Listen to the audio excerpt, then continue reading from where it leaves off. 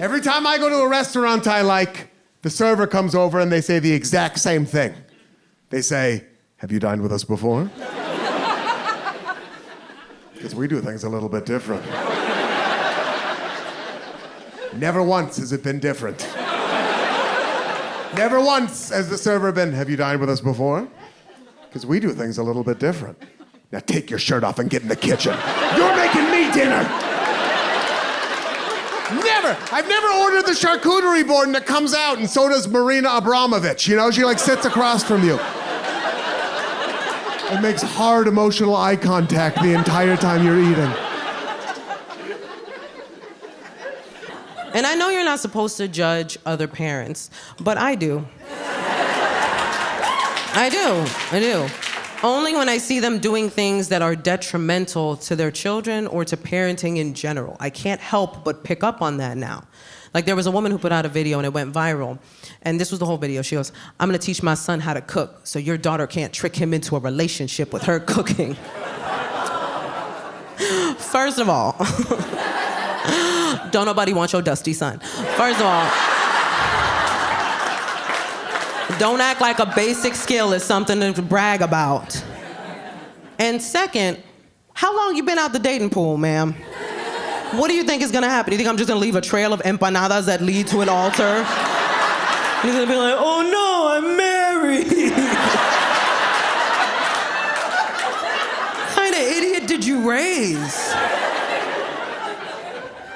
I now feel if you want to feel generally positive about the current state of the United States of America on a global cultural scale, what you need to do is you need to watch 90 Day Fiancé on TLC, because you watch that shit and you realize America must be doing something right, dude. Because people all around this world are lining up, doing whatever it takes, throwing it all away just for the chance to make it somewhere in the Midwest. They don't give a where they end up, dude. They'll do anything, up to and including marrying the biggest jabroni in the state of Ohio, gladly. They'll interview this guy on there. He's like, "Yeah, my name's Jason. I'm a 35-year-old dodgeball coach. And ever since my mom kicked me out, I've been looking for Miss Right, you know, like the type of woman that knows how to load the dishwasher and keep her mouth shut during Buckeyes games, that type of thing, right?" And you're listening like, "I don't like your chances, Jason. You don't seem like much of a catch to me." Then they cut to some beautiful girl in Estonia or somewhere like that, just like, "Jason is man of my dreams. I often fantasize about being with him and eating hamburger helper off of paper plate." I've been married 3 years now, and I love being married. When I'm on the road, I see men talk to women in the wild, and it's crazy. I was checking in at a hotel. Woman behind the counter, very pretty, and the guy in front of me is being a creep. I'm watching him. I'm 20 feet behind him, but I can hear it go down, right? He's checking in, and the woman goes, "Do you have any preference of what floor you stay on?" And I swear to y'all, this guy leans forward. He goes, "What floor are you staying on?" She goes, "I'm not. I work here. I don't stay at the hotel that I work." Do you think I'm a guest just chipping in down here in the lobby? Is that honestly how you think we staff this La Quinta? You think you gotta be the lifeguard tomorrow? I don't stay at the hotel that employs me, you moron. So he walks away, tail between his legs, rightfully so. Now I'm up next, right? I saw the whole thing go down. So I was like, okay, I'll bond with her over what a creep the last dude was. So I'm checking in and she says, "How many room keys do you want? 1 or 2? So I go, "How many room keys do you want?" And she did not get the reference at all, dude. I looked way worse than the first guy, if I'm being honest. The look on her face, she's like, "They just keep coming in today." I mean, is there a creep convention in town? What's happening here? There was a lot of things that I saw people doing that I knew I wasn't gonna do as a mom. Like the one thing I don't do is boys will be boys. I don't do that with my son. It's too permissive. There's no equivalent for little girls. So I don't allow it.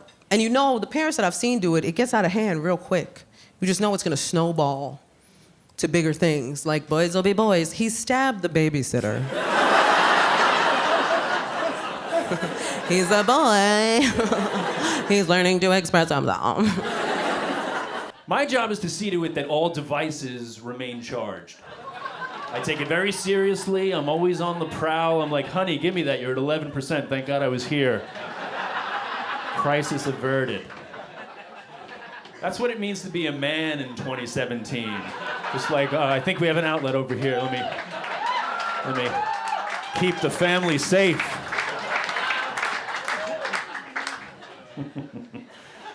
70% and above, that's my rule. Because she'll let it get down to like the single digits. I'm like, we're not animals. I have outlets all over this place. I only like restaurants that proudly advertise themselves as being farm to table. Oh, yeah. Which is a very silly thing for a restaurant to say. Because that's where they grow food. And that's what you eat it off of at every restaurant. Arby's is a farm-to-table restaurant. It's a gross farm, and the table is bolted to the wall, but it's farm-to-table all the same. When I say farm-to-table, I mean something very specific, okay? I mean a farm that is owned by a nice lesbian couple who left finance and bought a goat. And when I say table, I mean like a door that used to be on a very old church that they've taken down and kind of fashioned into a banquet-style seating arrangement where you sit around it with 6 other couples who you don't know, you didn't come with them. And you all talk about the same 3 A24 movies all night. Yeah. When I go to a restaurant, I want the drinks and the light bulbs to be in mason jars. Do you understand me? I like restaurants that have an ampersand in the middle of their name. They cannot spell out the word and. It has to be a cutesy little ampersand, right? It has to be like Turkey and the Wolf. Or the Girl and the Goat. I would eat at Indiana Jones in the Kingdom of the Crystal Skull. Trying to explain therapy to Latino parents. Look at that, look at that. Look at that. That hit you right in the trauma, right there. Like, whoop. Man, I was like, I cannot sana away depression. It's not how that works. If you don't know what sana is, allow me to explain. For those that don't know, Latinos have this thing that we say when like little kids get hurt. It's a little rhyme, make them feel better, you know what I mean? Sana, colita de rana, si no sanas hoy, sanarás mañana. You're all healed.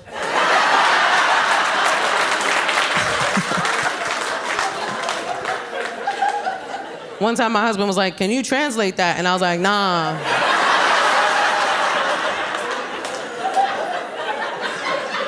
Nah, man.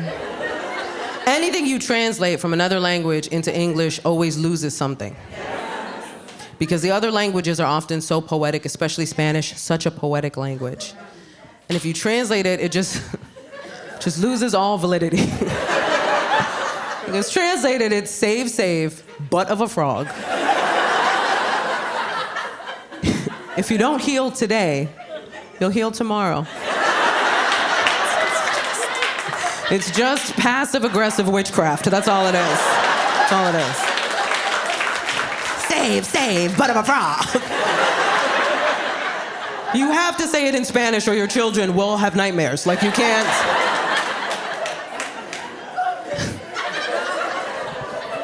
I use TV for all sorts of stuff. Because I'd never seen this life that I'm living done, I turned to the TV for inspiration for myself. I openly admit, I actually I learned a lot about what it means to be a mom from that classic TV show that makes having a big family look like so much fun. You know, Game of Thrones? That was very inspiring to me. I would watch that show and I'd be like, nobody asks those moms what they do all day. I don't see them having to make a meal plan. I said, these women on this show, man, they get involved in everyone's drama so that all their kids can marry rich and nobody in this family ever has to work again. I'm like, that is a model of motherhood I can get into. I realized I'm not a stay-at-home mom, I'm a stay-at-home matriarch.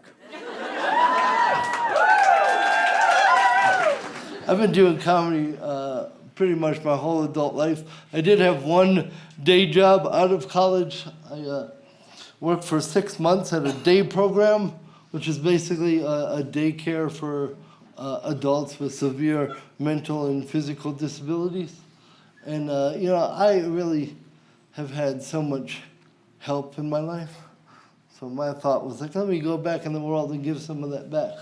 And I worked there for 6 months, and that is because I couldn't take anymore.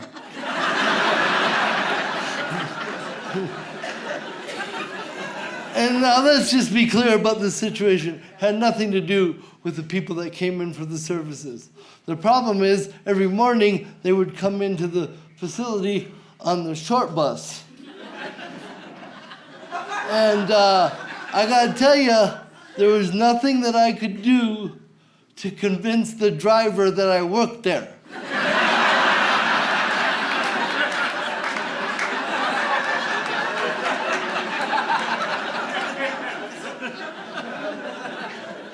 I go, all right, man, thanks, I got it from here. Okay, buddy. Who's a good helper?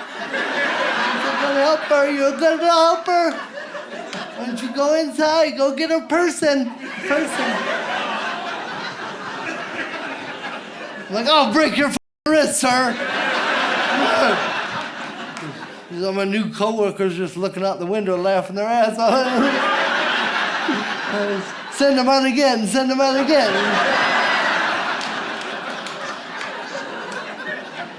6 months of that shit. I snapped one morning. I picked up a helmet and I put it on and I got on the dude's bus. I was like,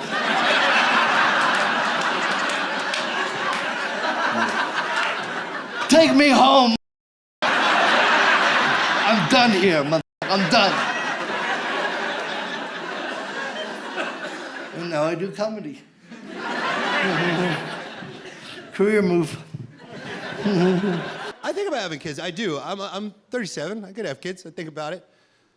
Until literally every time I call my brother, who has 3 boys under the age of 12. Yeah. Every time I call him, 30 seconds into our phone call, his entire life turns into the back half of the film Point Break.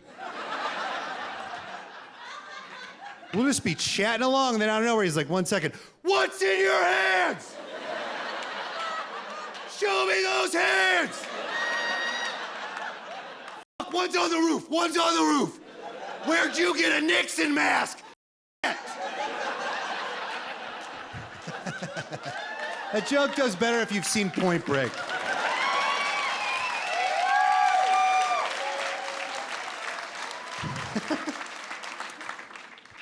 I think it's crazy how quickly in life we separate children on whether or not they have a chance at life. We do. You may be like, what do you mean? What I mean is reading groups. That's when there's 6 and we're like, split them up. These are the maybes and these are just keep them busy.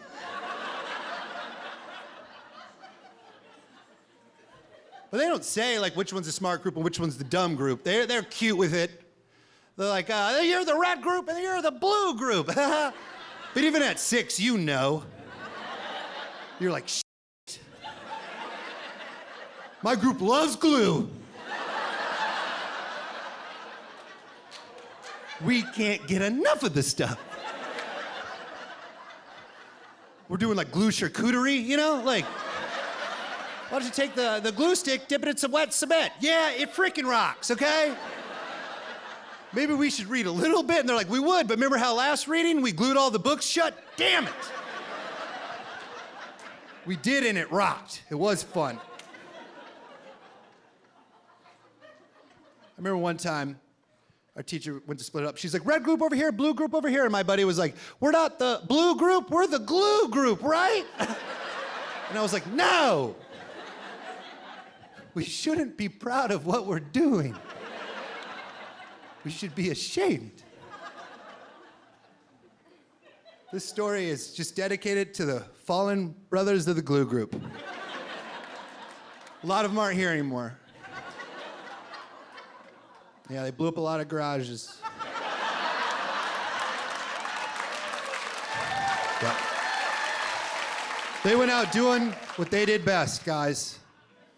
Just not reading instructions at all. I finally figured out the right way to let screens babysit your kids. You gotta break out the good stuff. You see, back in my day, we had a roadrunner and a coyote who dropped anvils on each other's heads. We had a guy named He-Man who got amazing powers by holding up a piece of metal in a lightning storm. And we had a cat and mouse who ran around a house all day chasing each other with meat cleavers. Today, the plot of literally every children's TV show is, this character has a group of supportive friends.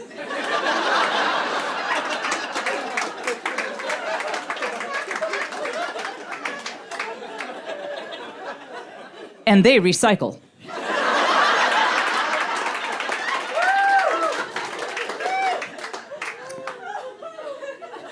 They won't stream the good stuff anymore, so I wised up and I bought some bootleg copies on eBay of some old cartoons. Let me just tell you, the first time I popped in a 1976 Looney Tunes, my 8-year-old son saw one character light a stick of TNT, throw it at his enemy. The enemy comes running back on fire, shooting 3 bazookas at once.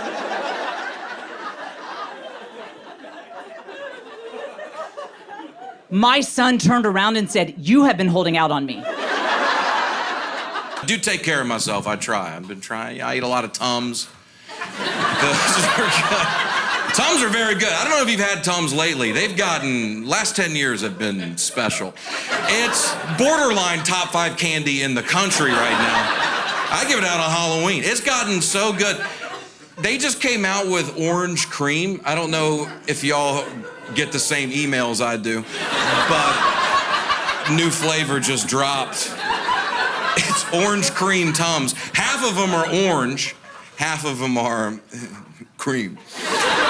And then you can kind of mix and match. That's what Tums does. They let you decide, you know, how strong do you want to go, right? You can go all orange today, live it up. But at some point, you got to go all cream. Is this relatable? What I do, I got a system. I do 2 orange, 1 cream. I put some M&Ms in there. I shake it up. It's good. It's tearing me up, but I'm enjoying the ride. It's such a crazy time to like be a parent because we're doing things so different, right? Like now you can choose your parenting style like you used to choose a Mortal Kombat fighter. Our parents only had one style. It was survival. That was it. They just had to make it through. But we chose conscious parenting, me and my husband, conscious parenting, which is annoying. I'm not gonna lie to you, it's annoying because it's not permissive. It's literally realizing every way in which you affect a tiny human life. And you have to be so aware of everything, and it's so hard because you want to fight them. You know you shouldn't. You know it's not their fault, but you find yourself getting frustrated at the craziest things. Because I would just be like, why can't you use a spoon?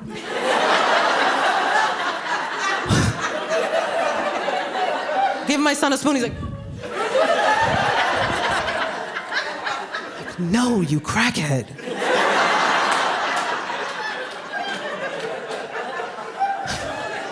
It's just yogurt everywhere now. I was in the airport the other day, and I see this really sweet sight. I see a woman, she's walking with her little boy, and the little boy is walking with his little dog. And it was just like, boop, boop, boop. It was so sweet. And the only thing that was interesting about it to me was that the woman was covered in tattoos, just completely sleeved on both arms, huge plate across her back.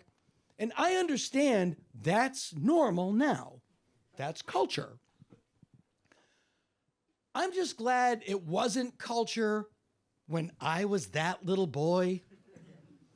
Just thinking about the tats my mom would have gotten. Pack of merits in an astrology magazine. Big Gothic font across her chest. Can I have 5 goddamn minutes to myself, please? And don't think I'm not gonna tell your father what you did when he gets home from work.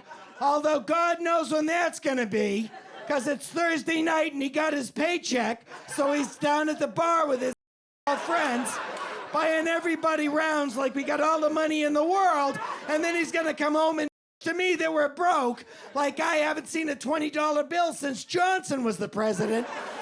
I'm sorry, Mrs. Gould, we're all out of back. Well, find somebody else, I'm still angry.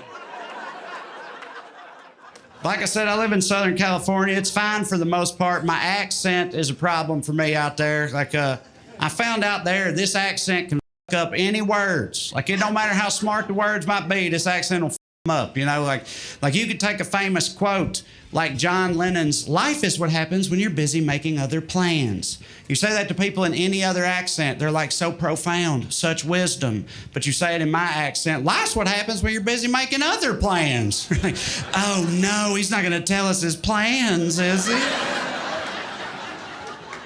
I don't wanna hear this guy's plans. They probably involve truck nuts and tiki torches. This is bad. So now I live in Brooklyn, and yeah, I like it. Yeah, I know lots of Brooklyn people.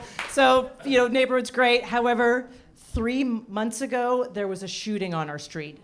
Nobody got hurt, but here's what happened: someone came by in the middle of the night and shot 3 shots in 3 consecutive doorways. Boom, boom, boom. And just to give you an idea of the street, if they would have kept going, the next doorway would be a yoga studio. All right? So the yoga ladies went insane. They were like, "This place has bad vibes!" They were mad. And then the real estate agents were like, "How are we gonna sell these apartments for millions of dollars now?" And then the families were like, "Is this a safe place for our children?" And everyone wanted to know what the shooter looked like. That's all they cared about. They were like, "What does the shooter look like? What do we know about this guy? Was he black? Was he white? Hispanic? What do we know about this guy? What does he look like?" And then news came back that the shooter was a woman. Yeah. And the conversation totally changed. Oh yeah. Everyone was like, "Oh, did she get him?"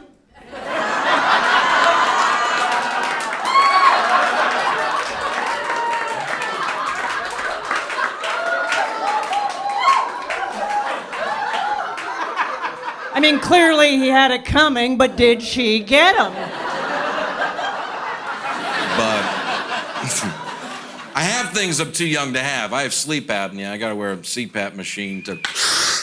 Thanks. We gotta stick together out here, man. I clocked you when you walked in, I'll say that. I knew I had some kinfolk out here. These people don't get it, man. We gotta plug into a wall to sleep. Think about that. We need electricity to dream.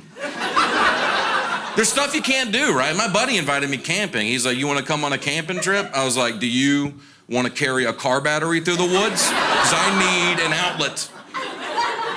When I got diagnosed, I had to go to a sleep doctor. He told me, "Aaron, don't worry. Sleep apnea is not always weight related." Oh, neat. Is it weight related for me? For sure. But yeah, I'm just saying, I thought you'd find it cool. Not everybody earned it. I'm not embarrassed. I don't care. I'm 32. I'm married. I'm not trying to impress y'all. I'm trying to breathe. I don't even know if it's my fault. They say head size is an indicator. If you have a big head, you probably have sleep apnea. So, yeah, y'all don't have to look around right now, but at some point tonight, peek around your table. I walked in the sleep doctor's office. I got a big head. He sees me. He goes, "Bingo." I was like, "Come on, dude, let me..." I don't love everything that the Democrats do. I don't. I have notes. I went to the Cheesecake Factory recently. And I sat down for a meal at the Cheesecake Factory. I don't go often, and when I go, I like to enjoy myself. And I opened the menu, and there were calorie counts on the menu at the Cheesecake Factory. And And that's a bigger jump scare than anything I've ever seen in any movie. And I know the Republicans didn't do that.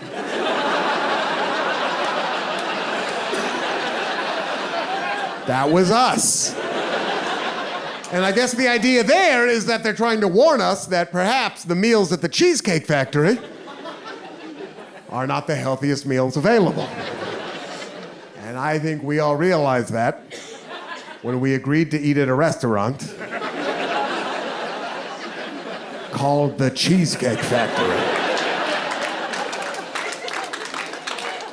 Factory is the healthiest word in the name of that restaurant. I remember the first couple of months of that lockdown, the whole world's caving in around me. All of us, we don't know what the hell's going on. You lost your job, you're locked in your house with your kids. Just washing your mail and I tell you, man, I found myself doing all these childhood activities, like doing puzzles and playing board games and crying. Maybe throw in some long showers.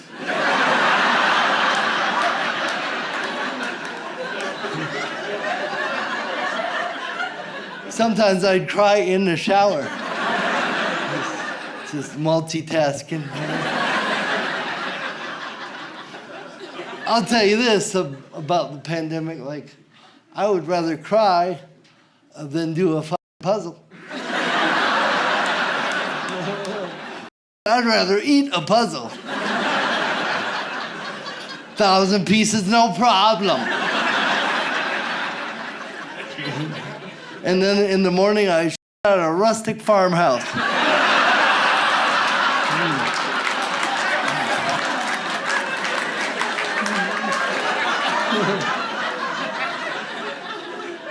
Which is weird, because it was a puzzle of a kitty.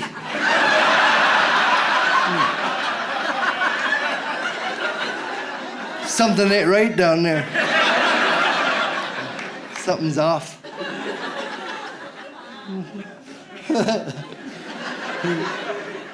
So stupid. All right. I think white people are the only race of people that like to be scared for fun.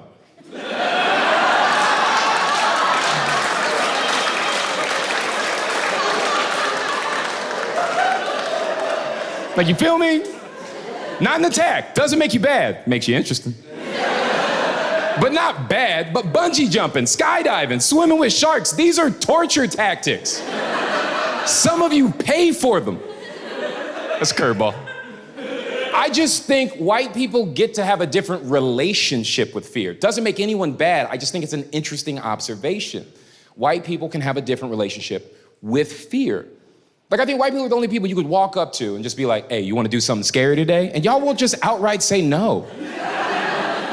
You feel me? You'll be like, well, what do you got in mind?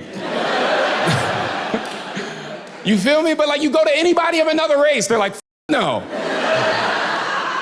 But white people have follow-up questions sometimes. They're like, well, what are you thinking? Okay. Look at roller coasters, right? Theme park owners know white people love being scared so much, you'll pay for a picture of your own face terrified. That's their business model. That's how reliable it is. They were like, yeah, that's where we're gonna get the rest of the money. I've been in so many white homes and seen a framed picture of the entire family terrified. Why? Why is that even a thing? I haven't been in one black family's home and seen a picture of 4 black people absolutely terrified. And they're like, yeah, that's the time I got stuck up at gunpoint, right there. That's us. This is where I tried to sell my kids for my own life. So wild to me, man. And understand what I'm saying, because I understand I'm generally speaking, right? I'm speaking in generalities. I understand there's special case scenarios for everything. So please, I'm not being irresponsible with this. Just be on the same page with me. I'm just saying, generally speaking, though, that kind of holds true. I'm saying, generally speaking, I feel like white people feel fear so rarely that y'all schedule it as a vacation activity. Like, you feel what I'm saying? Like, literally put it on a schedule. You're like, at 12, we're gonna have lunch. At 1, we're gonna pet a tiger. You're like, what the f*** are you talking about? A tiger? Huh? You know what no one black has ever said to me? I wanna go on a safari. Not once. I got so many black friends, no one's ever wanted to go. It's our country, and we're like, nah. But I have so many white friends that want to go. Doesn't make them bad. I'm just saying it's an interesting difference that you can spot and go, oh, shit, okay. Why doesn't a safari sound insane to everybody? I didn't realize it was something we were so like polarized on. I thought we were all of the same mind, like that's f***ing crazy. And apparently we don't agree. I never understood like why it isn't crazy. You want to go to the zoo without the walls? That's what we want to do? You want to take away my favorite part of the zoo? The part where they can't get me? That's what we're taking away? Oh, all right. Every time I go to the zoo, people are looking at the animals. I'm looking at the structures. I'm like, that's a good wall. Like that net, love that glass. I've never understood it. Why doesn't a safari sound dangerous to everybody? It's not even a safe web browser. You feel me? You ever open up Safari in front of somebody with Firefox? They're like, what the f*** are you doing, man? And I will admit it, I love a hot dude, you know? I do love a hot dude. I'm glad they're around, you know? They really bring a room together. I like to see a good look. To me, it's like looking at a sunset or a horse. Like, I'm not attracted. I'm like, look at him. I'm glad he's here. The party's lit. Like, you ever been at a party and a dude walks in, you're just like, who the f*** is that guy? All right. There he is. Nice. This is awesome. I just like to objectify, you know? And I'm done doing it with women. I think that is dead. Like, enough of that. Women have had enough objectification. Let's start objectifying men as straight men. That's what I say. Let's switch it. Why not? I like a beautiful man. And it's fun to do it to their face. Like, I'm married, I'm beyond off the market. I will make a hot dude feel uncomfortable at a party. Just walk right up to him like, all right, this is great. I'm digging this, yeah. Yeah, look at you. All right, just stare at a weird part, like his stomach or something. Like, yeah, that's great. I love this. Spin around, let me see the whole package.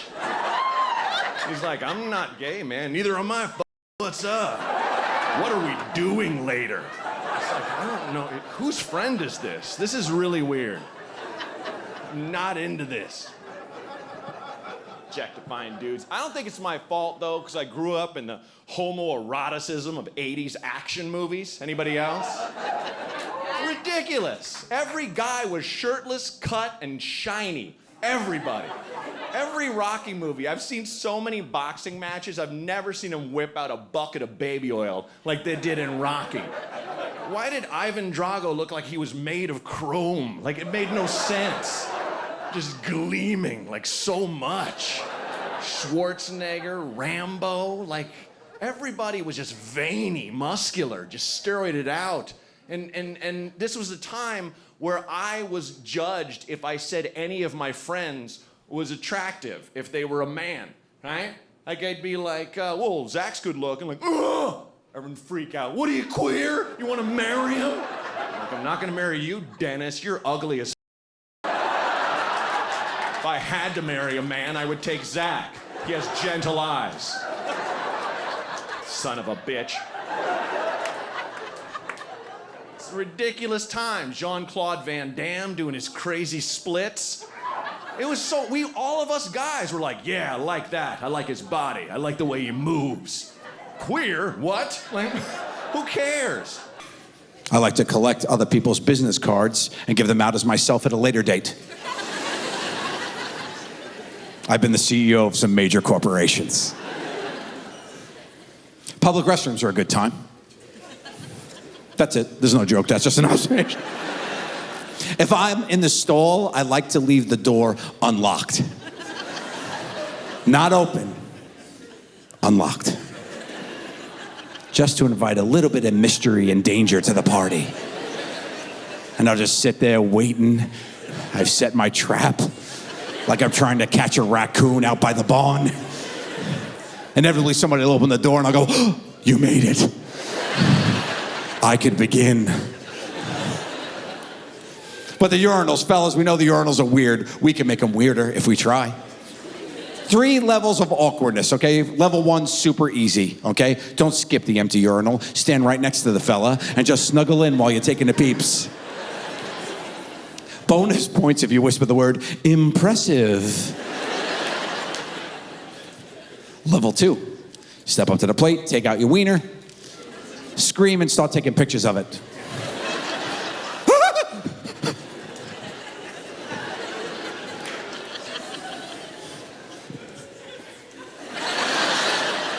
Level 3, the Joe Gatto level of awkwardness, the master class, if you will.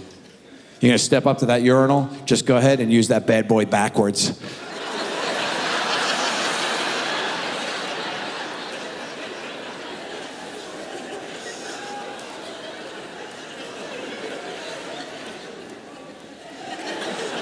That was the shake at the end.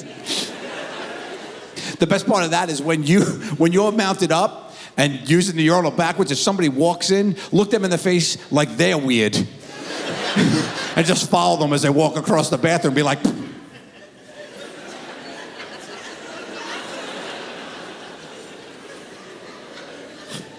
that guy, right? Impressive. I keep getting mistaken for an Uber driver. Whenever I pull up to a red light, are you my Uber? No, I'm not. I'm getting sick of it.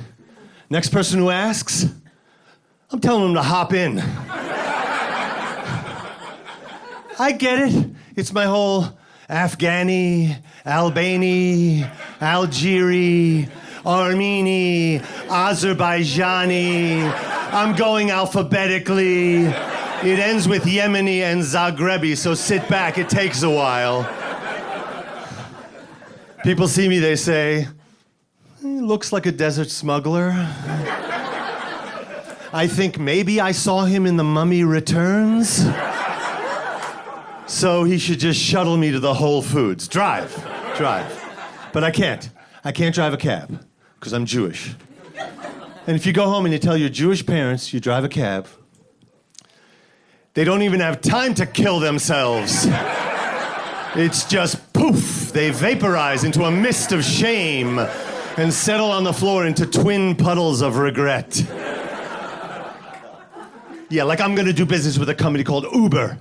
Come on, Uber. It's one of the Nazis' favorite words. Yeah, Uber, it means over or superior. And they called themselves Ubermensch, Superman. And they called my people Untermensch, Underman. Yeah, Overman and Underman. Underman sounds like the world's least effective superhero. Hey, Underman, that bridge is about to collapse with that bus full of school kids. And da-da-da! Yikes. Anybody need a mint? Best ethnicity for a cabbie, Russian. Some guy who's resigned to how horrible everything always is. Where to? You want me to take Gowanus Expressway? I take Gowanus Expressway. You want me to take Jackie Robinson Parkway? I take Jackie Robinson Parkway. You want me to hike barefoot in blizzard with you, your luggage, and your family on my back? Hop on.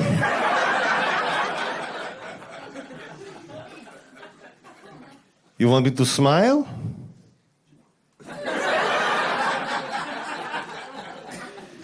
Worst ethnicity for a cabbie, my people, the Jews. You can tell, because there's Uber, there's Lyft, there's no Jewish taxi app. Schlep. What would that be anyway? The driver would just complain the entire time. Oi,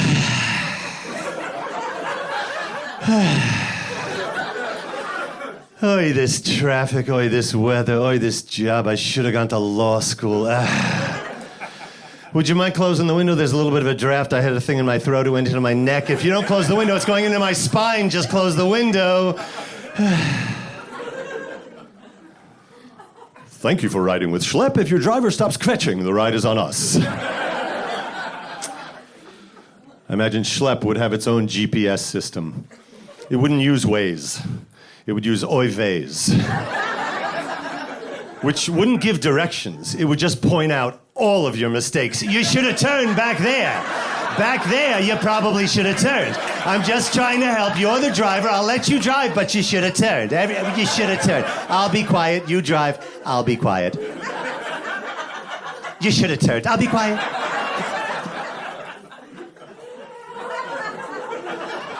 The thing my country family is most proud about me for is not selling out theaters.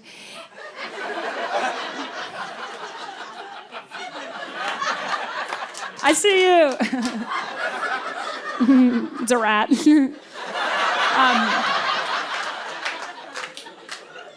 My demo. Don't get the ceiling in this shot.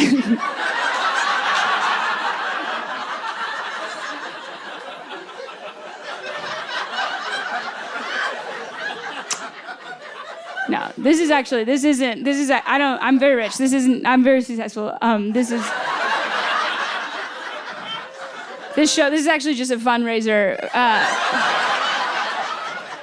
so that this 2,000-seat theater can finish their roof.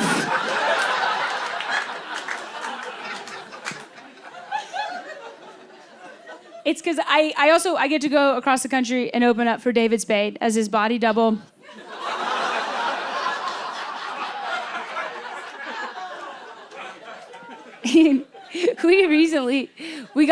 We booked a private gig. So he got for himself and all his openers, he got us a private jet. And I was so excited because I've flown fourth class my whole life. I'm like, oh, I've never ridden on one. So I get on this private jet. I have to take a private tinkle. And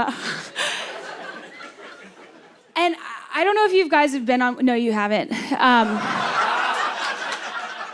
You're here. Anyways, okay.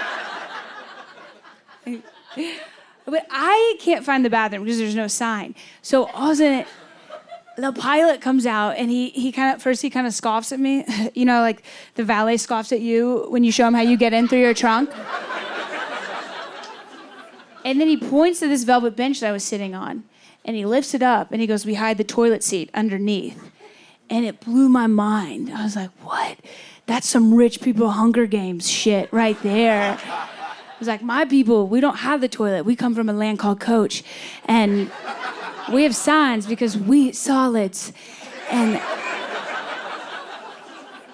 I started spiraling. I'm like, we even play games with our potties, okay? So I'm from a land called Louisville, Kentucky, where they have the Kentucky Derby. Has anyone ever heard of it before? Okay, low red. Okay, front row. Okay, so what it is, if you don't know, it's this fancy event where wealthy people, they watch these animals run around in circles, you know, and after every race, you can see some of them freaking out, because they just lost their son's college fund on an animal named Buckle Up Buttercup.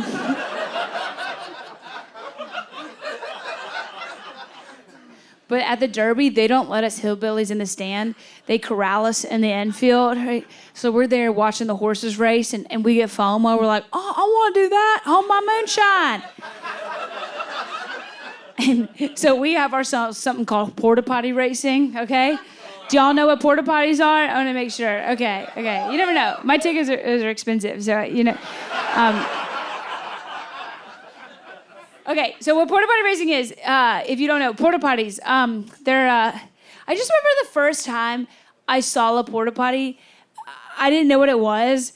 I just saw people like lined up and they were so excited to get inside, you know? They were like, oh my, hurry up! And I was like, oh my, what is in there? 'Cause I grew up very Catholic, so I thought they were little confessionals. Because people they looked so worried before they got in, you know, and then they got out, they were so relieved. So I was, Okay, so porta potty racing, what you do is you find a line of these guys, okay? That's a God-made landmark. You can read about it in Genesis. And and you go up to the first one in the line, and you ask a man to help you up to the very tip top of it. And he always does, because you have a sundress on. And then, oh, he looks just like you. I knew, okay. Now I clocked you. Okay, and then the name of the game is to try and run across the top of the porta potties without falling in. It's like the floor is lava, but worse. Because it's human lava. Do you get it? Listen, if you fall in, you're gonna wish it was real lava, all right? You would just die, but you don't. And then you just have to remember it at Catholic Mass the next morning. Now, if you get pretty far and you haven't fallen in yet, then there's dudes on the ground that are gonna get excited, you know, because now you're their redneck ninja warrior. They're like, oh my God, she's really doing it. And they can't help themselves. They get so excited, they'll throw full beer bottles at your head, because that's how their dad showed them they were proud. And then if you dodge all the bottles full of love and you make it to the very end, then you get to get arrested. And then you get to go to jail. And you get to talk to your dad again.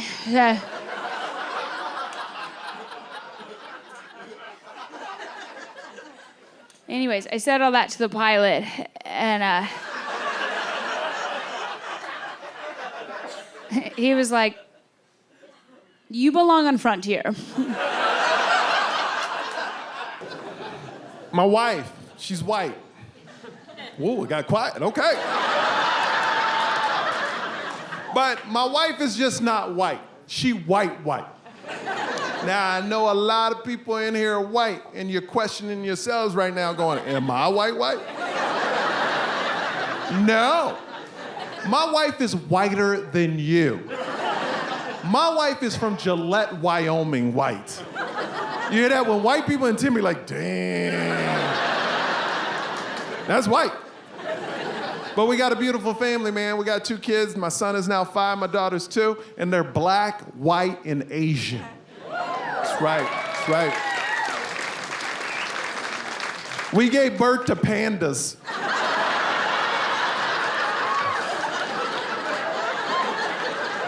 We call them Ling Ling and Sing Sing.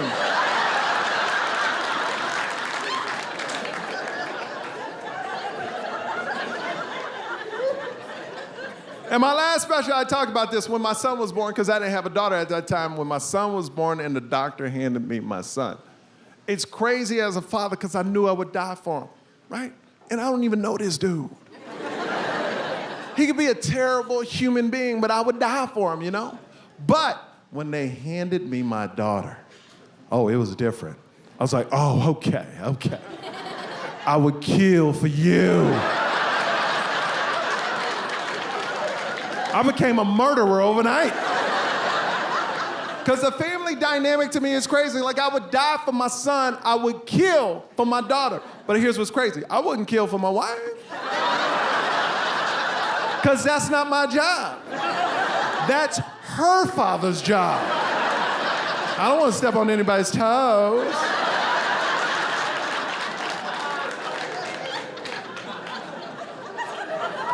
Because I love both of my kids the same.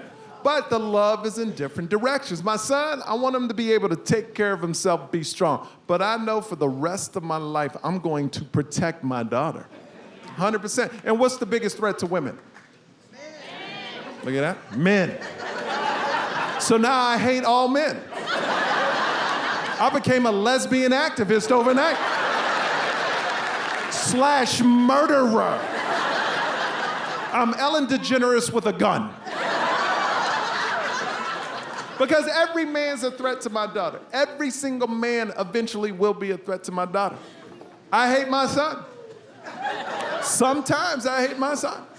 Why? Because he's a threat to my daughter.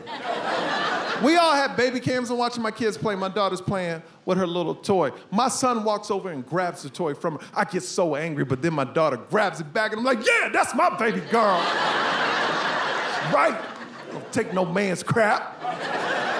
But then my son looks around to see if anybody's watching.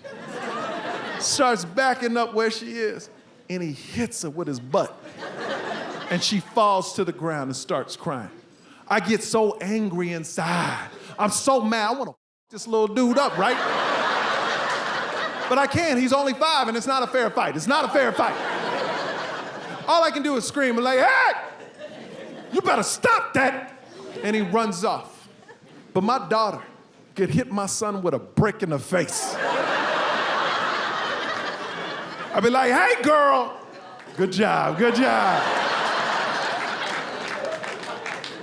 My new fear, now that COVID has subsided, is being pushed onto the subway tracks. I don't know if you guys get our news here in Nashville, you know? The Nashville Tribune or the Nashville Inquisitor, I'm not sure what your paper is called. But we're pushing each other on the subway tracks. And the big problem is, you don't know who's gonna push you. If it was one person, we could strategize around that individual, but it could be anybody. And I'll tell you what the answer isn't. Asking each person on the platform if they're thinking about pushing. Because I saw a guy who looked suspicious and I said, sir, you don't look right. Are you thinking about pushing? He goes, I wasn't before you mentioned it. But to be honest, now that you brought it up, it sounds like it might be refreshing. Yeah, guys, it's pushing season. So I just assumed I'm getting pushed, you know. Every time I'm on the platform, I get in a stance. Knee slightly bent, head on a swivel. You know, good form, getting ready to get pushed. Because I feel like if I get pushed, a lot of the trains are delayed. I can pop back up. Now I'm in that guy's head, you know? So no one talks about the pop-up. You're ready to get pushed. And you get pushed and you pop back up. It shows that guy I'm resilient, right? He's just gonna push me in front of a train, dog. Am I relating to some of the younger people that way? Maybe, should I say dog at the end of the jokes? It's just, I'm trying to relate to the Gen Zs. So I'm on the platform, knees slightly bent, head on a swivel, ready to get pushed. I see a guy I know, he's a waiter at one of the clubs I work. I go, hey man, what's up? How was your pandemic? He goes, pretty good. I go, are you going back to work soon? He goes, I don't do that anymore. I sell Bitcoin now. He goes, do you know what Bitcoin is? I go, I don't think anyone actually knows what Bitcoin is. He goes, well, let me explain it to you. And about 5 minutes into the explanation, I was like, I'd rather you just push me onto the tracks.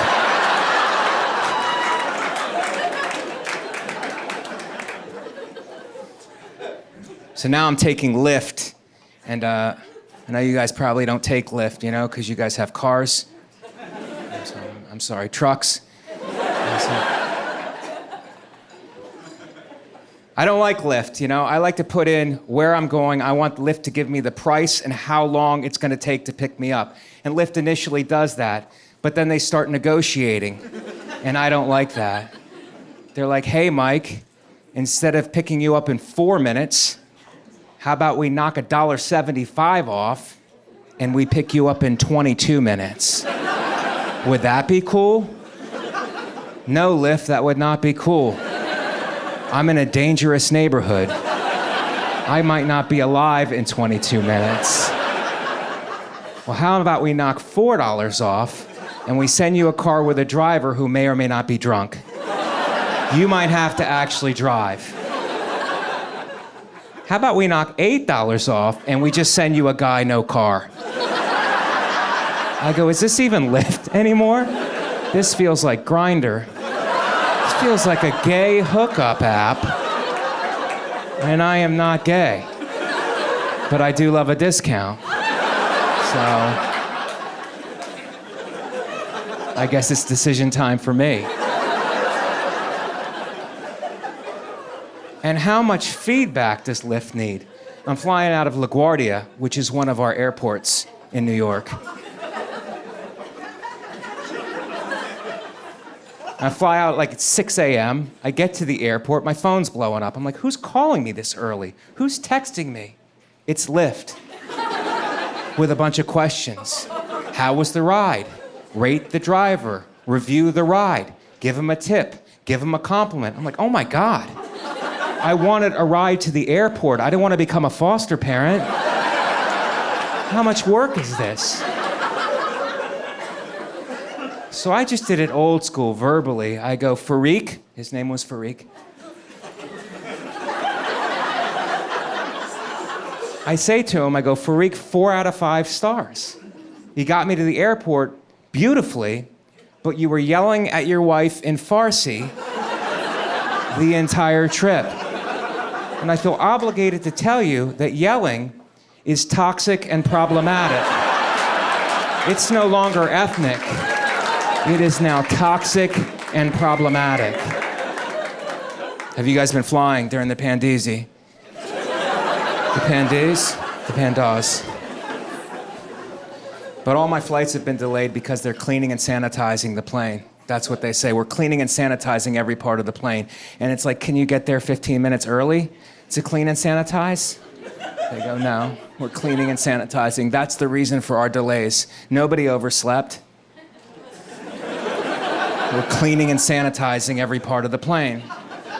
So I get on the plane and I head to the emergency row. That's where I sit. I'm a hero. And there's crumbs in my seat. So I go to the flight attendant. I go, did you clean and sanitize the plane? She goes, we cleaned and sanitized every part of the plane. I go, what'd you clean it with? Cookies?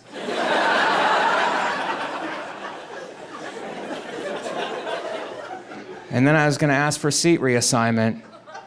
If you're not comfortable in the emergency row, you guys know that you can do that. You can ask for a seat reassignment. But have you ever asked for seat reassignment? They get real mad. You get more support asking for gender reassignment than you do for seat reassignment. I don't want you to think that I don't follow the rules. I do follow the rules. My problem is when someone is trying to exert power over me. I don't like that. If it's just the rules, I'll follow them. But when someone's trying to exert power, I buck. Example, I'm flying out of John F. Kennedy Airport. It's one of the airports we have in New York.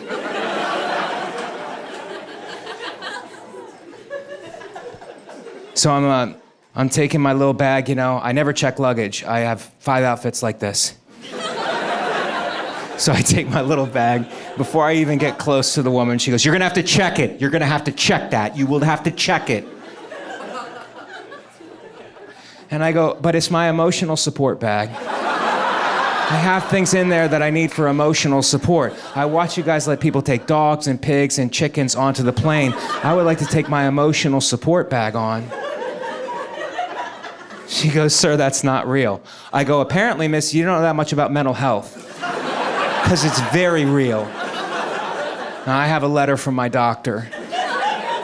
And I gave her the letter, and she read it, and she goes, this letter is fake. And I go, I know, I'm a liar, that's part of my disability. I need my emotional support bag. I have things in there for emotional support. She goes, there's a metal contraption next to the door. If you can fit your bag in that metal contraption, you could take it on the flight.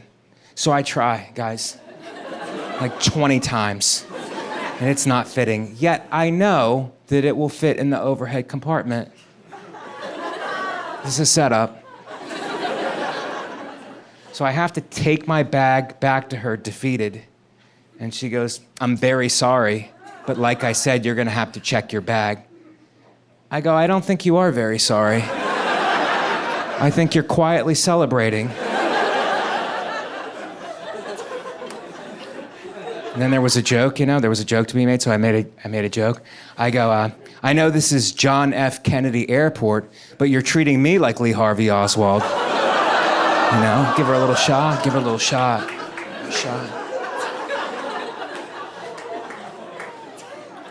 She goes, be that as it may, sir, you will have to check your bag.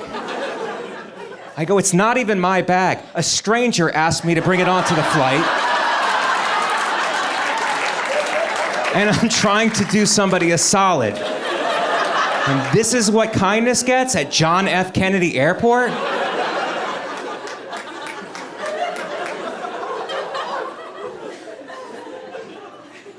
She goes, sir, what's so important that you have to take your bag on?